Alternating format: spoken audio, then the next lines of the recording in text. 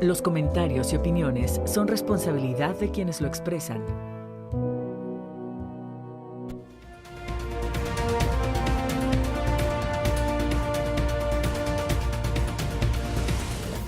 Hola amigos de Radio Televisión de Veracruz, buenas noches. Estamos en su espacio de la entrevista. Ahora con el gusto de tener con nosotros a Estela Casados González, quien es doctora en Ciencias Sociales en el área de especialización Mujer y Relaciones de Géneros. Además de miembro de promoción del Observatorio Universitario de Violencia contra las Mujeres de Veracruz. ¿Es correcto, Estela? Observatorio Universitario de Violencias contra Mujeres. De Violencias contra Mujeres, aquí en Veracruz. Muy bien, pues bienvenida. Ay, muchas gracias. A tu espacio. Y pues bien, vamos a precisamente dar una coyuntura, Estela, sobre lo que vamos a platicar para nuestro auditorio en radio y en televisión. Y habla precisamente del desarrollo humano de las mujeres y que pues habla que está precisamente comprometido cuando son víctimas de cualquier tipo de violencia. La pérdida de su autonomía y de sus vidas es la muestra más contundente de un fenómeno social que ha sido normalizado y justificado a lo largo de la historia de la humanidad, pero que en las últimas décadas se ha recrudecido duramente. La violencia hacia las mujeres constituye una grave violación hacia los derechos humanos, merma la seguridad y la democracia que debe garantizar el Estado mexicano. Realmente es un tema muy interesante, Estela. Muy complejo y que cada vez se está agravando más a pesar de todos los mecanismos, políticas públicas, leyes que a nivel federal, estatal, mundial se han implementado para tratar de mermar este fenómeno que pues está lamentablemente en el tuétano cultural pues de la humanidad, ¿no? La violencia que podemos practicar entre cada uno de nuestros congéneres, pero sobre todo aquella que está cultivada desde tiempos inmemorables y que es hacia las mujeres. Tú acabas de decir un término muy interesante, en el tuétano cultural, ahí en la médula de los huesos, sí. Ahí está metido pues una manera de actuar. Y precisamente en ese sentido me permitiría hacerte una pregunta que va en el sentido, ¿qué fenómeno social perpetúa la dominación masculina y se expresa en relaciones asimétricas de poder? Porque precisamente hoy en la mañana tuvimos la fortuna de estar en una plática y la mujer lucha por buscar espacios, equidad, reconocimiento. Sin embargo, también en las casas, esas mismas mujeres, bueno, no ellas, pero la mayoría de las mujeres siguen educando a sus hijos en una idea precisamente sexista o machista. ¿Cómo está esta situación? ¿Cómo la abordan ustedes? ¿Cómo están precisamente atacando que esto no sea un ciclo que se esté repite y repite? Bueno, uno de los primeros elementos que permite que precisamente se reproduzca en un aparente ciclo sin fin la violencia machista hacia las mujeres es revictimizar a las mujeres propiamente, es decir, pareciera que las mujeres somos las culpables al final de toda la historia de la violencia que nosotras recibimos, es decir, aparentemente, y eso es una idea que está muy, muy presente en la sociedad, nosotras somos las que educamos a nuestros hijos e hijas dentro de este espectro de machismo y fomentamos su reproducción. Lo cierto es que si bien es cierto que las madres de familia son un eje fundamental de la sociedad misma, la verdad es que hemos depositado un peso simbólico muy grande en ellas. No son las únicas que crían, que educan a los niños y las niñas. También están los medios de comunicación que los niños y las niñas ven todas las tardes, todos los días. Están las redes sociales, está la escuela, está la iglesia, está la calle, que también educa en la misoginia y en el machismo. Entonces, creo que es una responsabilidad compartida, no únicamente de las madres de familia, que por cierto, en dado caso que eduquen a sus hijos e hijas en este espectro de machismo, lo hacen porque reproducen una educación que a su vez también han recibido de sus padres, de sus madres, de sus profesores. Incluso los niños y las niñas reproducen ese machismo por el padre presente, pero también por el padre ausente, que en ausencia educa y educa en machismo. Bien, de hecho acabas también de tocar dos términos muy interesantes, que es misoginia y machismo. ¿Cómo erradicar con estos dos conceptos muy fuertes presentes en nuestra sociedad el tema del patriarcado, sobre todo por su concepción política y religiosa, pues en la cual hemos crecido o se ha educado todo un pueblo? Uno de los principios fundamentales que tenemos, digamos, hoy en día es la idea de que somos seres humanos y que somos ciudadanos. A las mujeres desde tiempos de los griegos se nos ha considerado como seres imperfectos que nos quedamos en el camino de la perfección de lo que implica ser un hombre, ¿no? En ese sentido se nos resta humanidad, no se nos concibe como seres humanas, no se nos concibe como ciudadanas, aunque paradójicamente en la ley, en el discurso político, en el discurso social, en lo políticamente correcto, se dice que sí lo somos, pero en la práctica cotidiana no. Se mira a una mujer de manera lasciva porque es un objeto bello, que hay que mirar, y lo digo entre comillas, ¿no? Que hay que mirar, que hay que apreciar, pero es algo que es socialmente fomentado. Pareciera que nuestro aspecto de animalidad y de cosificación no tiene manera de trascender.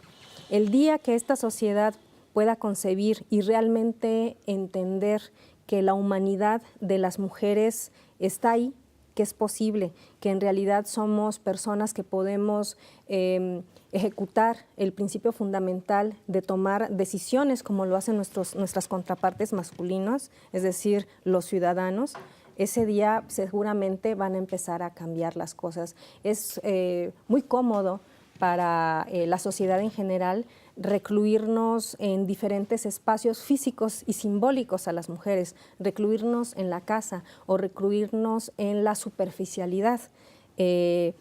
Siempre, incluso en la misma ciencia, en muchas ocasiones, está matizada por estos valores. El mismo Darwin en su momento, cuando estaba escribiendo su obra máxima, decía que la cavidad craneana de las mujeres era menor porque pues obviamente teníamos los cabellos tan largos y las ideas tan cortas, ¿no?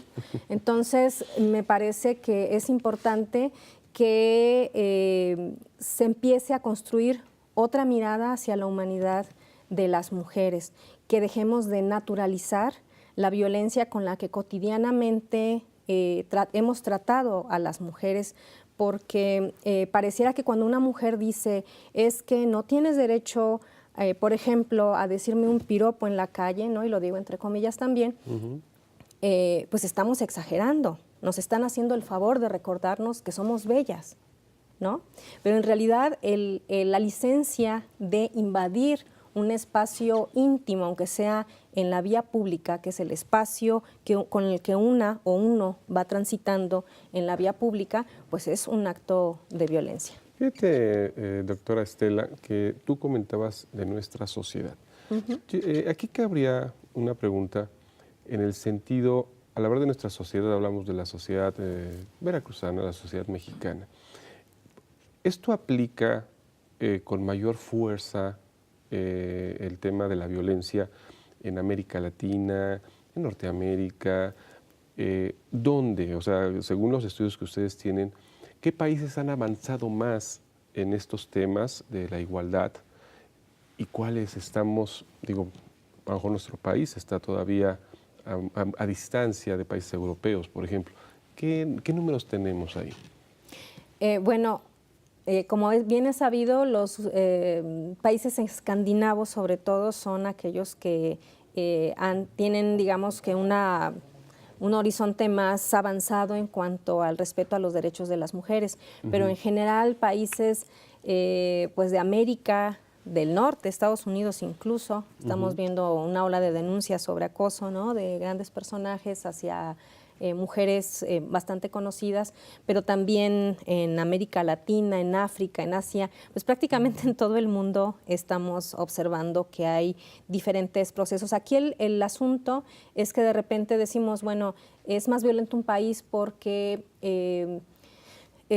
agrede con mayor brutalidad y violencia a las mujeres, pero siempre el sistema patriarcal, el sistema de dominación hacia la libertad de las mujeres busca la sofisticación de muchos mecanismos que permitan violentar a las mujeres, pero suavecito, que no se note mucho, aparentemente, ¿no?